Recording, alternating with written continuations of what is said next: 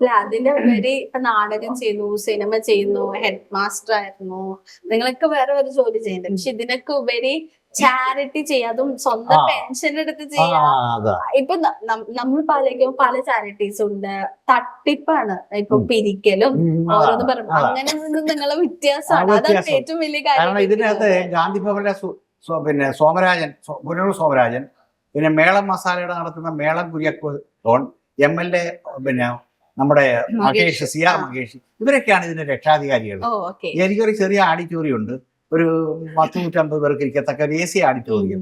10 saint സ്ഥലത്ത് എന്റെ വീടും എന്റെ മകന്റെ ഷോപ്പും ഈ ആഡിറ്റോറിയം നിൽക്കുകയാണ്. അതിനകത്താണ് എന്റെ ഞാൻ വേറെ സമ്പാദ്യം ഒന്നുമില്ല. എന്റെ സമ്പാദ്യം എല്ലാം ഈ നാട്ടാർക്കും വേണ്ടി കറക്റ്റ് ആയിട്ട് നമ്മൾ ചെയ്യുന്നുണ്ട്. അതുപോലെ ഞാൻ നേരത്തെ കാണിച്ചില്ല, ഇത് ഒരു 62ാമത്തെ മാഗസിനാണ്. ഇത് 32 പേരെ കൊണ്ട് ഞാൻ എഴുതിക്കുന്നുണ്ട്. കഥയും കവിതയും എല്ലാം. ഗവർണർ വരെ ഇതിനകത്ത് എഴുതുന്നുണ്ട്. ഗോവ ഗവർണർ PS ശ്രീധരൻപിള്ള വരെ ഇതിനകത്ത് എഴുതുന്നുണ്ട്. മഹാനായ പിന്നെ സാധാരണക്കാരായ കുട്ടികളുടെ കവിതകളും അവരെ പ്രോത്സാഹനം. ഇത് ആരും നിന്നും ഒരു നയാ പൈസ വാങ്ങിക്കുന്നില്ല.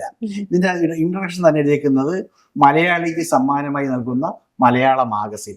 എല്ലാ മാസത്തിലും ഇത് ഇറങ്ങും. ഇത് ഒരെണ്ണം ആങ്കറൊക്കെ ഇരിക്കട്ടെ. Thank you so much. അപ്പൊ നമുക്ക് വേണ്ടിട്ട് തന്നേക്കുവാണ്. ഒരുപാട് എന്താ പറയാ കഴിവുള്ളവർ എഴുതി നിങ്ങൾ എഴുതിയിട്ടുണ്ട്. അനുഭവങ്ങളും ഇത് കണ്ടാൽ ചെറിയ പുസ്തകമാണെങ്കിലും ഒരുപാട് കാര്യങ്ങളുണ്ട്. കഥയായിട്ടും കവിതയായിട്ടും ലേഖനം എന്തിനെ പറ്റിയുണ്ട്. എന്റെ ഭാര്യ എഴുതുന്നതിന് രത്നമ ബ്രാഹ്മണപുരത്ത് എഴുതുന്നത് പുസ്തകങ്ങളുടെ ഒരു ആസ്വാദനമാണ് എഴുതുന്നത്. പല ഇപ്പൊ നമ്മള് മാഗസിനിൽ കാണാമല്ലോ പല ടൈപ്പ്. അതേപോലെ തന്നെ ഇതാക്കപ്പോ ഇതാണ് നമ്മുടെ സിനിമയെ പറ്റിയിട്ടും പരസ്യമുണ്ട്.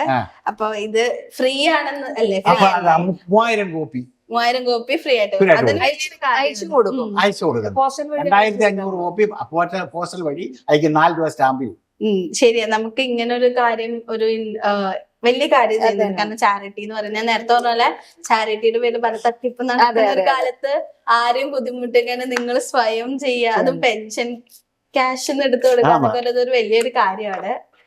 ഇത് ഇപ്പോഴും ഞാൻ അവതരിപ്പിച്ചുകൊണ്ടിരിക്കുന്ന നാടകമാണ് അക്കരെ പെയ്ത മഴ. ഇപ്പൊ ലേറ്റസ്റ്റ് ഇപ്പൊ കളിച്ചോണ്ടിരിക്കുന്ന നാളെ നാടകമുണ്ട് തൃശ്ശൂര്. അപ്പം ഇതെന്റെ നാടകമുണ്ട്. നാടകം ഇത് 59ാമത്തെ നാടകമാണ് ഞാൻ എഴുതിയത്. അപ്പൊ നാടകത്തിലോട്ട് വരുമ്പോ എങ്ങനെ കുറച്ച് ഡിഫിക്കൽട്ട് ആയി തോന്നിയിട്ടുണ്ട്? ഇപ്പൊ നേരത്തെ പറഞ്ഞ തന്നെ നാടകം ഇപ്പോഴാ ആൾക്ക് വേണ്ടെന്ന് തന്നെ പറയാം. കുറെ ക്ലബുകളും കുറെ മത്സരങ്ങളും ഒക്കെ നടക്കുന്നതല്ലാതെ വേറെ ചില പരിപാടികൾ കൈയടക്കി കഴിഞ്ഞു. നാടകത്തെ പിന്തള്ളി. എന്നിരുന്നാലും നാടകം ഒരിക്കലും മരിക്കത്തില്ല. മനുഷ്യന്റെ മനസ്സിനെ പതിക്കത്തക്ക ഒരെണ്ണമാണ്. നല്ല ചുറ്റുപാടുള്ള മനുഷ്യന് ചിന്തിക്കത്തക്കതാണ് നാടകം. നാടകം എന്ന് പറയുന്നത് ഒരു റെവല്യൂഷൻ ആയിട്ടുള്ള ഒരു ടൂൾ അടക്കം ഉപയോഗിച്ചതാണ്. ആണെന്ന്. അപ്പൊ ആ നാടകത്തിലൂടെ എന്ത് പറഞ്ഞാലും ആളുകൾ കേട്ടുകൊണ്ട് ഇപ്പോഴും ഇരിക്കും. പക്ഷെ കാണികൾ കുറവാണെന്നേ ഉള്ളൂ. കാണികൾ ഇല്ല, കുറവാണ്. വേദികൾ കുറവാണ്. ഇതിന്റെ പ്രൊഡക്റ്റ് ചെയ്തതിന്റെ പൈസയുടെ പകുതി പോലും തിരിച്ച് വരത്തില്ല. എന്നിരുന്നാൽ തന്നെയും ഈ നാടകത്തിൽ ഇറങ്ങിയത് കൊണ്ട് ഞാൻ ചെറുപ്പം മുതൽ നാടകത്തിലാണ്.